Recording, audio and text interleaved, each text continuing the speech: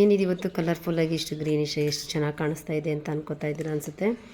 ಇದಿಷ್ಟು ಚೆನ್ನಾಗಿದೆ, ಪೇಸ್ಟು ತುಂಬ ಎಷ್ಟು ಲುಕ್ಕಾಗಿ ಕಾಣಿಸ್ತಾ ಇದೆ ನೋಡಿ. ಇದರಿಂದ ಎಷ್ಟು ಒಳ್ಳೆಯದು ಆರೋಗ್ಯಕ್ಕೆ ಅಂತ ಅಂದರೆ ತುಂಬಾ ಆರೋಗ್ಯಕ್ಕೆ ತುಂಬಾ ಒಳ್ಳೆಯದಿದೆ ನೋಡಿ. ಇವಾಗ ನಾನು ಇವತ್ತು ಒಂದು ಗ್ರೇವಿ ಮಾಡಿದ್ದೀನಿ, ತುಂಬ ಚೆನ್ನಾಗಿದೆ. ಇದು ಹೇಗೆ ಮಾಡೋದು, ಯಾವ ಥರ ಮಾಡೋದು ಅಂತ ನೋಡೋಣ ಬನ್ನಿ. Welcome back to my YouTube channel. ನನ್ನ ಚಾನಲ್ನ ಯಾರೆಲ್ಲ ಹೊಸದಾಗಿ ನೋಡ್ತಾ ಇದ್ದೀರಾ ಅವರು ಸಬ್ಸ್ಕ್ರೈಬ್ ಮಾಡ್ಕೊಂಡು ನೋಡಿ, ಹಾಗೆ ನನಗೆ ಸಪೋರ್ಟ್ ಮಾಡಿ. ಬನ್ನಿ ಇವತ್ತು ಪಾಲಕ್ ಸೊಪ್ಪನ್ನ ಯೂಸ್ ಮಾಡಿಕೊಂಡು ಒಂದು ಗ್ರೇವಿ ಟೇಸ್ಟಿಯಾಗಿರೋದು ಮಾಡೋಣ ಅಂತ ನೋಡೋಣ. ನಾನು ಮೊದಲಿಗೆ ಪಾಲಕ್ ಸೊಪ್ಪನ್ನ ತುಂಬ ಚೆನ್ನಾಗಿ ತೊಳ್ಕೊಬೇಕು. ನಾನೀಗೆಲ್ಲ ತೊಳೆದು ಇಟ್ಕೊಂಡಿದ್ದೀನಿ ನೀಟಾಗಿ. ಅದಕ್ಕೆ ನಾನೀಗ ಒಂದು ದಪ್ಪದಾಗಿರೋ ಈರುಳ್ಳಿ ಹಾಕ್ಕೊಂಡಿದ್ದೀನಿ, ಮತ್ತು ಒಂದು ದಪ್ಪ ಉಂಡೆ ಬೆಳ್ಳುಳ್ಳಿ ಅಷ್ಟೇ ಹಾಕ್ಕೊಂಡಿದ್ದೀನಿ.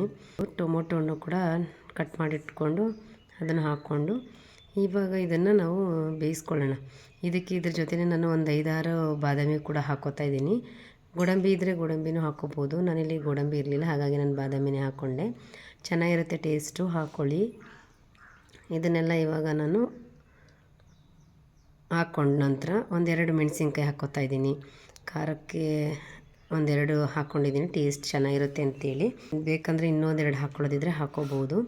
ಅದಾದ ನಂತರ ನಾನಿಲ್ಲಿ ನೋಡಿ ನೀರನ್ನ ಹಾಕಿ ಇದನ್ನು ಫಸ್ಟು ಬೇಯಿಸ್ಕೋಬೇಕು. ನೀರನ್ನ ಹೆಚ್ಚೇನು ಹಾಕ್ಳೋಕೆ ಹೋಗ್ಬೇಡಿ, ಯಾಕಂದರೆ ಸೊಪ್ಪಲ್ಲಿ ನೀರಿನಂಶ ಇರೋದ್ರಿಂದ ಸ್ವಲ್ಪನೇ ಹಾಕ್ಕೊಳ್ಳಿ. ಆ ನೀರನ್ನು ಕೂಡ ವೇಸ್ಟ್ ಮಾಡದೆ ಯೂಸ್ ಮಾಡ್ಕೋಬೋದು ಅಂತ. ಇದನ್ನೆಲ್ಲ ಸ್ವಲ್ಪ ಸಾಫ್ಟ್ ಆಗೋವರೆಗೆ ಬೇಯಿಸ್ಕೊಳ್ಳಿ. ನೋಡಿ ಒಂದು ಲಿಟ್ಲನ್ನ ಕ್ಲೋಸ್ ಮಾಡಿ ನಾನಿಲ್ಲಿ ಬೇಯಿಸ್ಕೊತಾ ಇದ್ದೀನಿ. ನೋಡಿ ಎಷ್ಟು ಚೆನ್ನಾಗಿ ಬೇಯ್ತಾ ಇದೆ. ತುಂಬ ಹೆಚ್ಚು ಬೇಯಿಸೋ ಅವಶ್ಯಕತೆ ಇಲ್ಲ, ಸೊಪ್ಪಲ್ವ ಸ್ವಲ್ಪ ಬೇಗನೆ ಬೇಯುತ್ತೆ. ಅದೆಲ್ಲ ಬೆಂದಾಗಿರೋದನ್ನೇ ಇದು ನೀರನ್ನ ಸಪ್ರೇಟ್ ಮಾಡ್ಕೋಬೇಕು.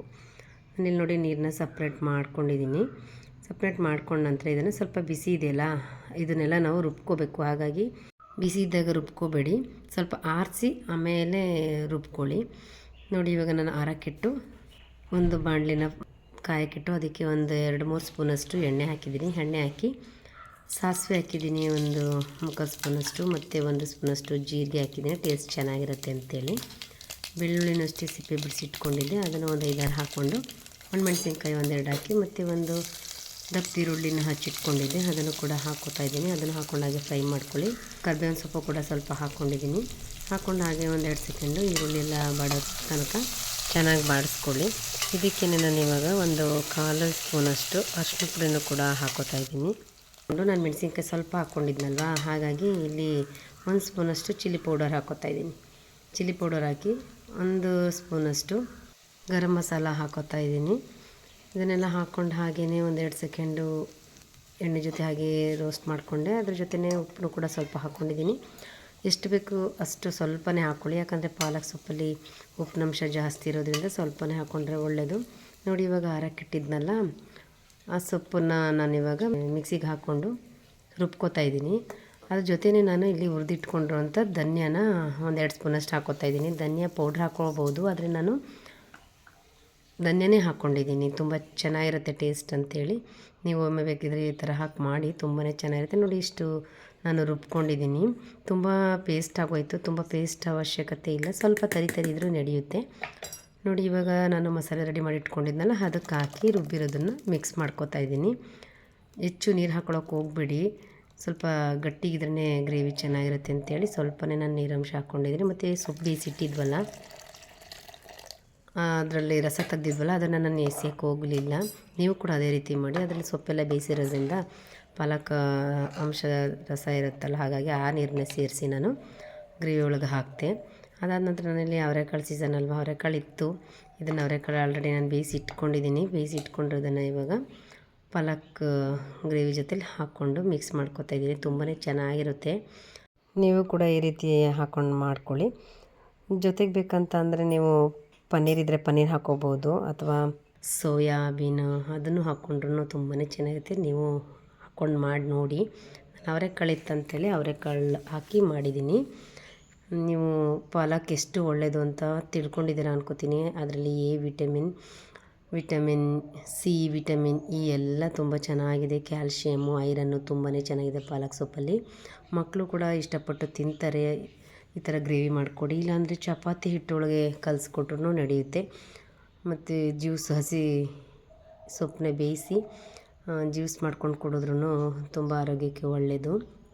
ನೋಡಿ ನಾನು ಒಂದೆರಡು ಸೆಕೆಂಡು ಲಿಟ್ನ ಕ್ಲೋಸ್ ಮಾಡಿ ಬೇಯಿಸ್ಕೊಂಡಿದ್ದೆ. ತುಂಬ ಏನು ಬೇಯಿಸೋ ಅವಶ್ಯಕತೆ ಇಲ್ಲ, ಯಾಕಂತಂದರೆ ನಾವು ಬೇಯಿಸಿ ರುಬ್ಬಿ ಹಾಕಿರೋದಲ್ವ. ಹಾಗಾಗಿ ನೋಡಿ ಇಲ್ಲಿ ನಾನು ಮೊಸರು ಹಾಕೋಬೋದು. ನಾನಿಲ್ಲಿ ಕೆನೆಯಿಂದ ಕ್ರೀಮ್ ಮಾಡ್ಕೊಂಡಿದ್ದೆ, ಮನೇಲಿರೋದು ಕೆನೆ ಇತ್ತು ಅಂಥೇಳಿ. ಹಾಗಾಗಿ ಅದು ತುಂಬ ಚೆನ್ನಾಗಿರುತ್ತೆ. ಅದನ್ನು ಒಂದು ಸ್ಪೂನಷ್ಟು ಹಾಕಿದ್ದೀನಿ. ತುಂಬ ಚೆನ್ನಾಗಿ ಬಂದಿದೆ ಗ್ರೇವಿ. ಅದ್ರ ಜೊತೆಗೆ ಒಂದು ಸ್ಪೂನ್ ತುಪ್ಪ ಹಾಕ್ತಾಯಿದ್ದೀನಿ. ನೀವು ಈ ರೀತಿ ಮಾಡಿ ಗ್ರೇವಿನ ತುಂಬಾ ಇಷ್ಟಪಟ್ಟು ಎಲ್ಲರೂ ತಿಂತಾರೆ. ಚಪಾತಿ ಜೊತೆ, ಪೂರಿ, ರೊಟ್ಟಿ ಮತ್ತು ಅನ್ನ ಜೊತೆನೂ ತುಂಬಾ ಚೆನ್ನಾಗಿರುತ್ತೆ. ಮತ್ತು ಪಾಲಕ್ ಸೊಪ್ಪಲ್ಲೇ ಫುಲ್ ಎಲ್ಲ ಮಾಡಿರೋದ್ರಿಂದ ತುಂಬಾ ಚೆನ್ನಾಗಿರುತ್ತೆ. ನಾನಿವತ್ತು ಪೂರಿ ಜೊತೆ ಮಾಡಿದ್ದೀನಿ. ನಾನಿಲ್ಲಿ ಪೂರಿ ಹಿಟ್ಟನ್ನ ಕಲಸಿಟ್ಟಿದ್ದೆ. ಇದನ್ನೊಂದು 2 ಸೆಕೆಂಡ್ ಹಾಗೆ ನಾದ್ಕೊಂಡು ನಾನಿವಾಗ ಪೂರಿ ಮಾಡ್ಕೋತಾ ಇದ್ದೀನಿ.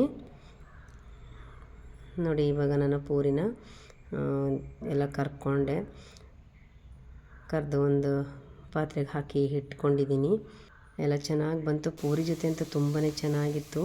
ನೋಡಿ ಇಲ್ಲಿ ನಾನು ಎಲ್ಲ ಪೂರಿನ ಒಂದು ಬೌಲ್ಗೆ ಹಾಕಿ ಇಟ್ಟಿದ್ದೀನಿ. ಒಂದು ತುಂಬ ಎಣ್ಣೆ ಫಸ್ಟ್ ಕಾದೋಯ್ತು.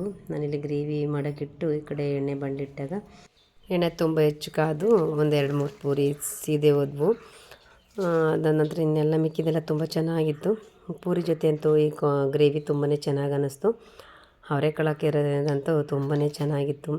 ನೀವು ಅವರೆಕಾಳು ಸೀಸನ್ ಮುಗಿಯೋಷ್ಟೊತ್ತಿಗೆ ಒಂದು ಸಲ ಮಾಡ್ಕೊಳ್ಳಿ ಅವರೆಕಾಳು ಹಾಕ್ಕೊಂಡು. ಪಾಲಕ್ ಸೊಪ್ಪಲ್ಲಂತೂ vitamin A, vitamin C, vitamin D ಎಲ್ಲ ಅಂಶಗಳು ತುಂಬ ಚೆನ್ನಾಗಿವೆ. ಮತ್ತು ಡಯಾಬಿಟಿಸ್ ಅವ್ರಿಗೆ ಮತ್ತು BP ಅವ್ರಿಗೆ, ವೆಯ್ಟ್ಲೆಸ್ ಅವ್ರಿಗಂತೂ ತುಂಬಾ ಒಳ್ಳೆಯದು. ಆಲ್ಮೋಸ್ಟ್ ಅಲ್ಲಿ ಎಲ್ಲ ಆರೋಗ್ಯಕ್ಕೂ ಪಾಲಕ್ ಸೊಪ್ಪು ಒಳ್ಳೆಯದು. ಆದರೆ ಕಿಡ್ನಿ ಸ್ಟೋನಿಗೆ ಸ್ವಲ್ಪ ಕಮ್ಮಿ ತಿನ್ನಬೇಕು ಅನಿಸುತ್ತೆ. ತಿನ್ಬೋದು, ಆದರೆ ಹೆಚ್ಚು ತಿನ್ನೋ ಹಾಗಿಲ್ಲ. ಕಿಡ್ನಿ ಸ್ಟೋನ್ ಅವ್ರು ಬಿಟ್ಟರೆ ಇನ್ನೆಲ್ಲರಿಗೂ ತುಂಬಾ ಆರೋಗ್ಯಕ್ಕೆ ಒಳ್ಳೆಯದು. ಕ್ಯಾಲ್ಶಿಯಮ್, ಐರನ್ ತುಂಬಾ ಜಾಸ್ತಿ ಇದೆ ಪಾಲಕ್ ಸೊಪ್ಪಲ್ಲಿ. ಮತ್ತು ನಾರಿನಂಶ ಅಂತೂ ತುಂಬಾ ಇದೆ. ಹಾಗಾಗಿ ಹೆಚ್ಚು ಯೂಸ್ ಮಾಡಿ ಪಾಲಕ್ ಸೊಪ್ಪನ್ನ. ಮತ್ತು ಜ್ಯೂಸ್ ಮಾಡ್ಕೊಂಡು ಕುಡಿದ್ರಂತೂ ತುಂಬಾ ಆರೋಗ್ಯಕ್ಕೆ ಒಳ್ಳೆಯದು. ಮತ್ತು ಮಕ್ಕಳು ಕೂಡ ಇಷ್ಟಪಟ್ಟು ತಿಂತಾರೆ ಚಪಾತಿ ಪೂರಿ ಜೊತೆಲೆಲ್ಲ. ಮತ್ತು ಅನ್ನ ಜೊತೆಲಂತೂ ಇನ್ನೂ ಸಖತ್ತಾಗಿದೆ. ಈ ಗ್ರೇವಿನ ಮಿಸ್ ಮಾಡದೆ ಪಾಲಕ್ ಸೊಪ್ಪಿದ್ದಾಗ ಮಾಡ್ಕೊಳ್ಳಿ. ಯಾಕಂತಂದರೆ ಪಾಲಕ್ ಸೊಪ್ಪನ್ನೇ ಜಾಸ್ತಿ ಹಾಕಿರೋದ್ರಿಂದ ಅದರ ಕ್ವಾಂಟಿಟಿನೇ ಜಾಸ್ತಿ ಇರುತ್ತಲ್ವ. ಹಾಗಾಗಿ ಅದರಲ್ಲಿರೋ ಅಂಶ ಎಲ್ಲ ನಮ್ಮ ಬಾಡಿಗೆ ತುಂಬ ಆರೋಗ್ಯಕರವಾಗಿರೋದ್ರಿಂದ ಮಾಡಿಕೊಂಡು ಈ ರೀತಿಯಾಗಿ ಗ್ರೇವಿನ ತಿನ್ನಿ, ತುಂಬಾ ಚೆನ್ನಾಗಿರುತ್ತೆ. ವಿಡಿಯೋನ ಕೊನೆವರೆಗೂ ನೋಡಿದಿರ ಅಂತ ಭಾವಿಸಿದ್ದೀನಿ.